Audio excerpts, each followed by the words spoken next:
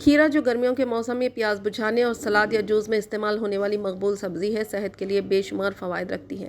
یہ تقریباً 90% پانی پر مشتمل اور وٹامن سے بھرپور ہے، لیکن ماہرین صحت کے مطابق زیادہ مقدار میں استعمال نقصان دہ بھی ہو سکتا ہے۔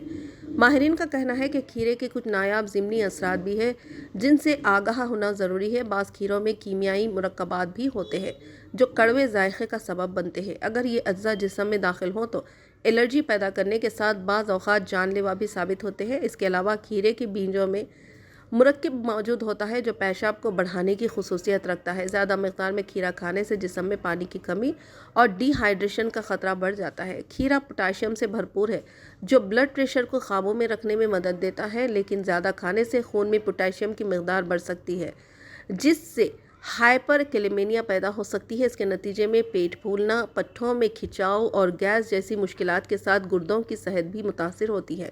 مزید برآں، چونکہ کھیرا تقریباً 90% پانی پر مشتمل ہوتا ہے، زیادہ کھانے سے جسم میں پانی کی مقدار بڑھ جاتی ہے اور خون کے حجم میں اضافہ ہوتا ہے، جس سے دل کو خون پہنچانے والی خون کی نالیوں پر شدید دباؤ بڑھتا ہے اور جسم میں الیکٹرولائٹس کا توازن متاثر ہوتا ہے۔ ماہرین صحت کا مشورہ ہے کہ کھیرا صحت کے لیے مفید ضرور ہے، لیکن کڑوے کھیروں سے پرہیز کریں اور کسی بھی غذائی اشیاء کا اعتدال کے ساتھ استعمال کریں تاکہ صحت مند رہا جا سکے۔